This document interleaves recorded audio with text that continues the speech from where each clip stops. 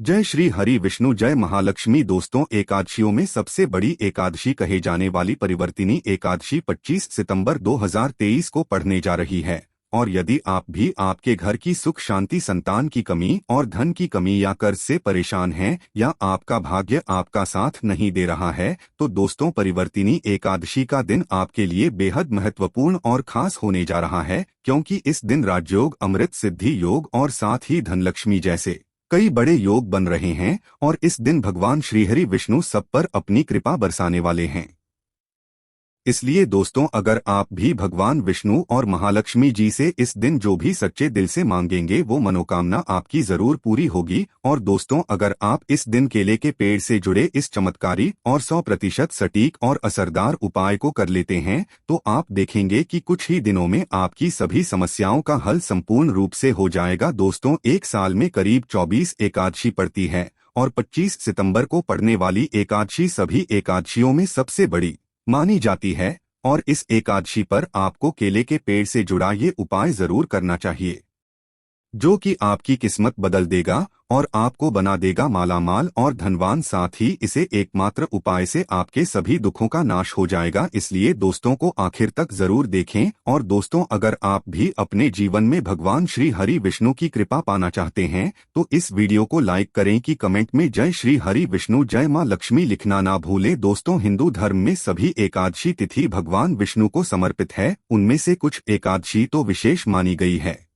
जैसे भाद्रपद महीने के शुक्ल पक्ष की एकादशी तिथि, इसे परिवर्तनी एकादशी कहते हैं। साथ ही इसे जलझूलनी एकादशी भी कहते हैं। इस दिन भगवान विष्णु के वामन अवतार की पूजा करने से बहुत लाभ होता है। श्रीहरि अपने भक्तों की सारी मनोकामनाएं पूरी कर देते हैं। इस साल परिवर्तिनी एकादशी पर रवि योग और सर्वार्थ सिद्धि योग भी बन रहे हैं, जिससे स्थिति का महत्व और भी बढ़ गया है। दोस्तों, पंचांग के अनुसार भाद्रपद मास के शुक्ल पक्ष की परिवर्तनी एकादशी तिथि 25 सितंबर की सुबह 4:36 पर प्रारंभ होगी और 26 सितंबर की सुबह 5:12 पर समाप्त होगी। उद्या तिथि के अनुसार परिवर्तनी एकादशी का व्रत 25 सितंबर को रखा जाएगा। दोस्तों, पौराणिक कथाओं के अनुसार भाद्रपद शुक्ल एकादशी के दिन श्रीहरि विष्णु क्षीरसागर में करवट लेते हैं। दरअसल चातुर्मास के 4 महीनों में भगवान विष्णु योग निद्रा में लीन रहते हैं और परिवर्तिनी एकादशी के दिन भगवान करवट लेते हैं। परिवर्तिनी एकादशी तिथि के दिन भगवान के वामन रूप की पूजा की जाती है। मान्यता यह भी है कि इस दिन माता यशोदा जी ने जान्हा जी के जन्म के बाद जलाशय में जाकर उनके कपड़े धोए थे, इसलिए इसे जलझूलनी एकादशी भी कहते हैं। दोस्तों, यदि परिवर्तिनी एकादशी के दिन मौन रहकर भगवान विष्णु की पूजा की जाती है तो इससे विष्णु जी के साथ साथ माता लक्ष्मी भी प्रसन्न होती है और अपार धन देती है। तो आइए दोस्तों से बात करते हैं परिवर्तिनी एकादशी के दिन केले के पेड़ से जुड़े उपायों के बारे में, जो आपकी किस्मत चमका देंगे। दोस्तों, केले के पौधे की पूजा से बृहस्पति देव प्रसन्न होते हैं। तो अगर आप एकादशी के दिन केले के पौधे की जड़ में चंदन की कुछ ढालियां डाल दें, जैसे चंदन के वृक्ष की दलिया यानी चंदन की छोटी छोटी लकड़ी जो होती है, उसका भी प्रयोग कर सकते हैं। आप 9 डलियां लेकर अगर पीले धागे में बांधकर केले के पौधे में अर्पित करते हैं, वह धागे आपको तने में बांध देने होते हैं। इससे आपके जीवन में धन का आगमन होता है, व्यापार में वृद्धि होती है, आपकी आय में वृद्धि होती है। अगर आप ये उपाय करते हैं तो धन का आगमन आपके जीवन में बना रहता है। तो यह गुरुवार के दिन करना है। सुबह के समय पहले आप स्नान इत्यादि करने के बाद जल अर्पित कर दीजिए और उसके बाद 9 छोटी छोटी डलियां जो चंदन की लकड़ी की हो तो बहुत अच्छी बात है। अगर आपके पास चंदन की डली उपलब्ध ना हो तो आप गोपी चंदन भी 9 टुकड़े 9 धागों में बांधकर टांग सकते हैं। यह आपके मन की सभी कामनाएं पूर्ण कर देता है। दोस्तों, एकादशी के दिन केले की जड़ में पानी के साथ अगर हल्दी चढ़ाई जाए, जैसे थोड़ा सा जल लीजिए और उसमें थोड़ी सी हल्दी डालिए और ये अगर आप जड़ में अर्पित करते हैं ओम ब्रीं बृहस्पतिये नमः इस मंत्र के जप के साथ, तो आपका भाग्य तेज होता है। और अगर आपका भाग्य साथ नहीं देता है, आपको नौकरी मिलने में कोई बाधा आ रही है या आपके व्यापार में तरक्की रुकी हुई है, तो आपको केले के पौधे में हल्दी वाला जल जरूर अर्पित करना चाहिए एकादशी के दिन। अगर आप ऐसा करते हैं तो बहुत ही शीघ्र आपके जीवन में परिवर्तन होता है।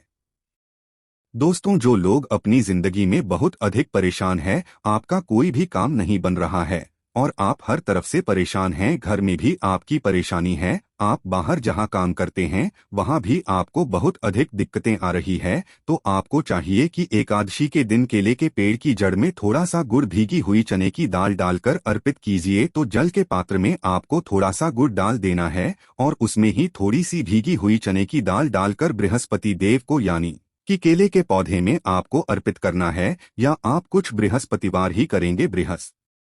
पति भगवान की कृपा आप पर होगी और आपके जीवन में जो भी काम आपके नहीं पूरे हो रहे थे बस सभी काम पूरे होने लग जाते हैं। अगर आप किसी नए काम की शुरुआत करने जा रहे हैं, कोई नया व्यापार शुरू करने जा रहे हैं, शिक्षा शुरू करने जा रहे हैं, या फिर आप कोई भी ऐसा काम करना चाहते जिससे आप चाहते हैं कि कोई रुकावट ना आए, बहुत ही शीघ्र पूर्ण हो जाए, तो आपको चाहिए कि एकादशी के दिन केले के पेड़ में जल के साथ थोड़ी सी चीनी मिलाकर अर्पित कीजिए। तो पात्र में ही आपको चीनी डाल देनी है और भगवान बृहस्पति देव का मंत्र बोलते हुए वह आपको अर्पित करनी है, या फिर ओम नमो भगवते वासुदेवाय नमः इस मंत्र के जाप के साथ भी आप यह जल अर्पित कर सकते हैं। यदि आपकी जिंदगी में बहुत अधिक मुश्किलें हैं, मतलब आप समस्याओं से घिरे हुए हैं, कर्ज से घिरे हुए हैं, मांगलिक कार्य आपके घर में रुके हुए हो, किसी भी प्रकार का शुभ कार्य आपके जीवन में नहीं हो रहा है, घर में अगर शादी ब्याह है वह भी आपका ठीक से नहीं होता है,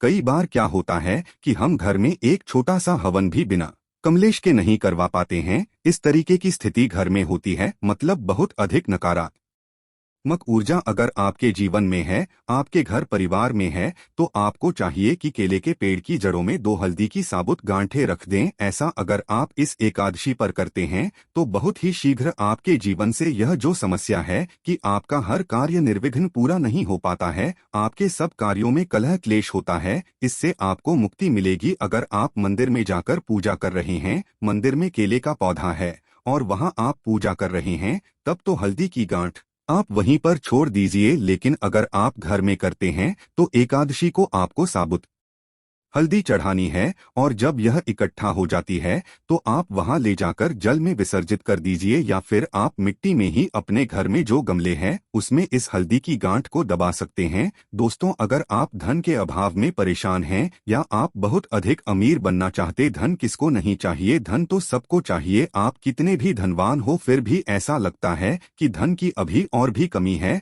अगर आप धनवान बनना चाहते हैं तो एकादशी के दिन केले की जड़ में 1 रुपए का सिक्का आपको दबा देना है, उसी के अंदर जो पौधे का गमला है उसके अंदर ही आपको 1 रुपए का सिक्का डाल देना है। ऐसा करने से मां लक्ष्मी प्रसन्न हो जाती है और श्रीहरि विष्णु का स्वरूप ही माना जाता है केले के पौधे को। तो ये उपाय अगर आप अपने घर में करते हैं तो बहुत अच्छा होगा, या फिर जहां भी, जैसे अगर हम मंदिर में भी जाकर करते हैं तो 1 रुपए का सिक्का या 5 या 10 रुपए का जो भी आपके पास सिक्के के स्वरूप में जो पैसे होते हैं वही आपको मिट्टी में दबाने हैं। तो ध्यान यही रखना है कि कोई आपको उस मिट्टी में सिक्का डालते हुए देखे नहीं, क्योंकि कई बार क्या होता है आप सिक्का चढ़ाकर आए, किसी और ने उसे निकाल दिया तो इसका भी फल नहीं मिलता है। तो जब आप सिक्का चढ़ाकर आते हैं, मतलब दबाकर आते हैं, अगर मंदिर में जाकर कर रहे हैं, तब आपको यह ध्यान रखना है, घर में पौधा है तब तो आराम से गमले की मिट्टी में डाल दीजिए और फिर आप उसको छोड़ दीजिए। सिर्फ एक ही बार ये उपाय करें और आप देखें आपके जीवन में चमत्कारी रूप से धन का आगमन होता है। जो भी कार्य आप कर रहे हैं, चाहे छोटा सा ही व्यापार है, आपका वह व्यापार बहुत जल्दी तरक्की करता है। नौकरी में भी आपको प्रमोशन मिलता है, धन आगमन के रास्ते आपके जीवन में खुलने लग जाते है। दोस्तों, यदि आपके शादीशुदा जीवन में बहुत अधिक परेशानी आ रही है, दाम्पत्य जीवन बहुत अधिक परेशानी में है, तो आपको चाहिए कि एकादशी के दिन जैसे केले के पेड़ की पूजा जो आप कर रहे हैं, तो ऐसे में आपको केले के पेड़ पर हल्दी की गांठ अर्पित करनी है और भीगे हुए मुनक्के चढ़ाने हैं। और जल्द तो आप चढ़ा ही रहे हैं, हल्दी चढ़ा रहे हैं, उसके साथ ही आपको 2 गांठ साबुत हल्दी की ढाल देनी है और जो भीगे हुए मुनक्के होते हैं वह भी चढ़ाने चाहिए। ऐसा करने से आपके जीवन में जो दाम्पत्य जीवन में परेशानी आ रही है वह दूर होती है और आपके दाम्पत्य जीवन में मधुरता आनी शुरू हो जाती है, पति पत्नी के रिश्ते मधुर होने लग जाते हैं। ऐसा आप एकादशी को करेंगे तो बहुत ही शीघ्र चमत्कारी लाभ होगा। दोस्तों, आपकी शादी में अधिक परेशानी आ रही है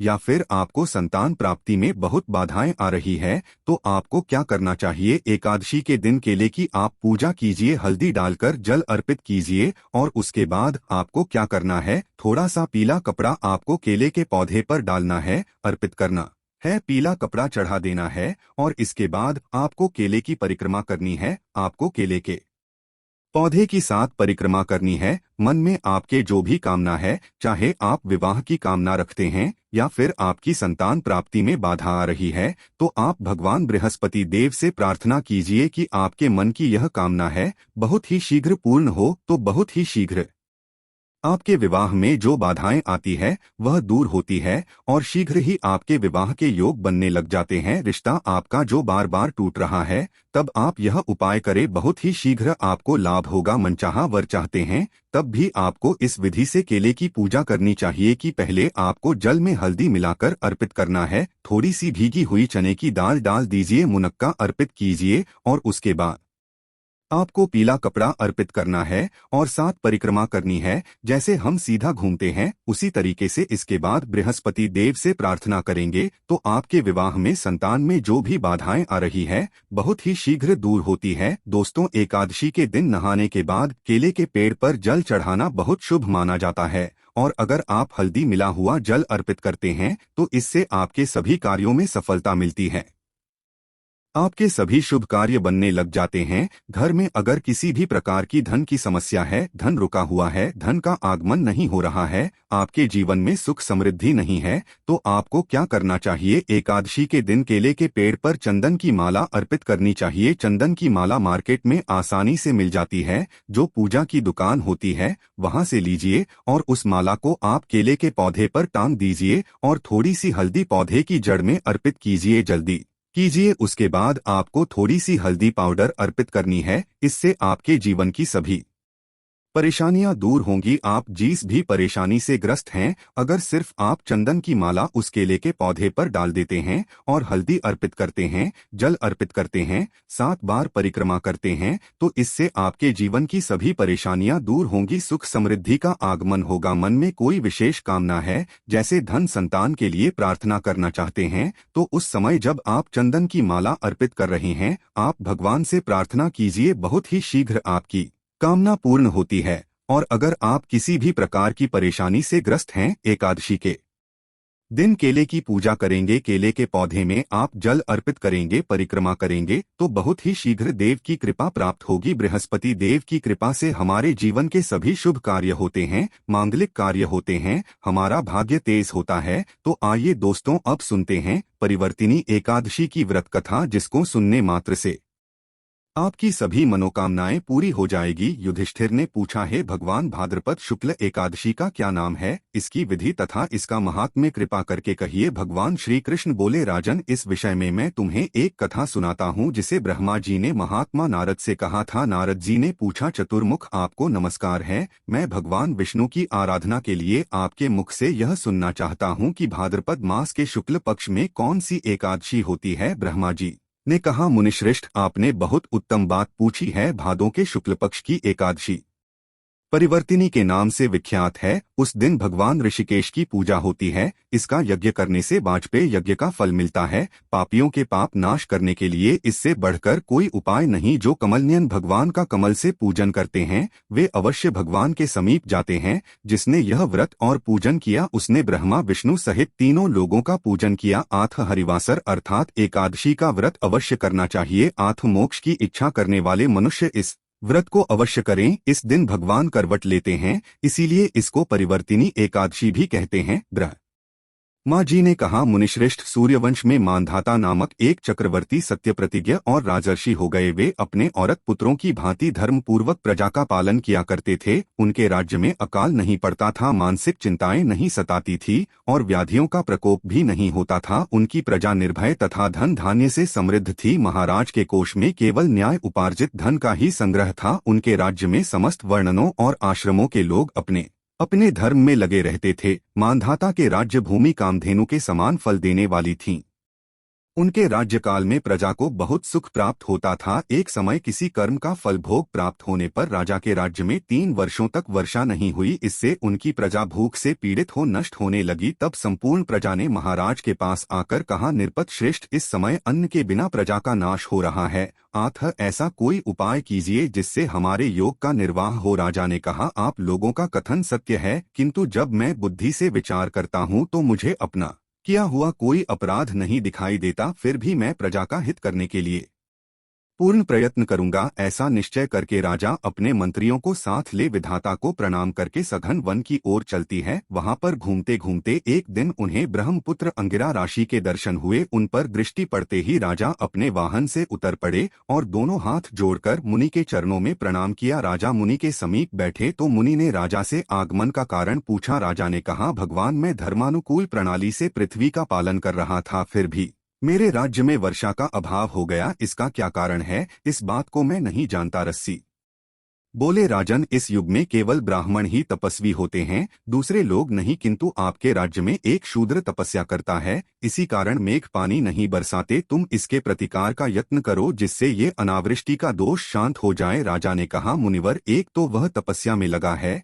और दूसरे वह निरपराध है, अतः मैं उसका अनिष्ट नहीं करूंगा। आप उक्त दोष को शांत करने वाले किसी धर्म का उपदेश कीजिए। रस्सी बोले, राजन, यदि ऐसी बात है तो भाद्रपद मास के शुक्ल पक्ष में जो पद नाम से विख्यात एकादशी होती है, उसके व्रत के प्रभाव से निश्चय ही उत्तम दृष्टि होगी। नरेश, तुम अपनी प्रजा और परिजनों के साथ इसका व्रत करो। राशि के वचन सुनकर राजा अपने घर लौट आए। उन्होंने चारों वर्णों की समस्त प्रजा के साथ भादो शुक्ल पक्ष की एकादशी का व्रत किया। इस व्रत के प्रभाव से पानी बरसाने लगे, पृथ्वी जल से आप्लावित हो गई और हरी भरी खेती से सुशोभित होने लगी। सभी प्रजा सुखी एवं समृद्ध हो गए। भगवान श्री कृष्ण कहते हैं, राजन, इस कारण इस उत्तम व्रत का अनुष्ठान अवश्य करना चाहिए। पदा एकादशी के दिन जल से भरे हुए घड़े को वस्त्र से ढककर दही और चावल के साथ ब्राह्मण को दान देना चाहिए। साथ ही छात्रा और जूता भी देना चाहिए। दान करते समय निम्नांकित मंत्र का उच्चारण करें। तो दोस्तों, यह थी परिवर्तिनी एकादशी से जुड़ी सभी महत्वपूर्ण जानकारियां और उपाय जिनको आपको इस बार जरूर करना चाहिए। तो दोस्तों, आपको जानकारी कैसी लगी हमें कमेंट में जरूर बताइएगा। वीडियो अच्छा लगा हो तो वीडियो को लाइक, शेयर और चैनल को सब्सक्राइब करना ना भूलिएगा। आप सभी के मंगल की कामना करते हुए मिलते हैं अगली वीडियो में। तब तक के लिए जय श्री हरि विष्णु, जय महालक्ष्मी।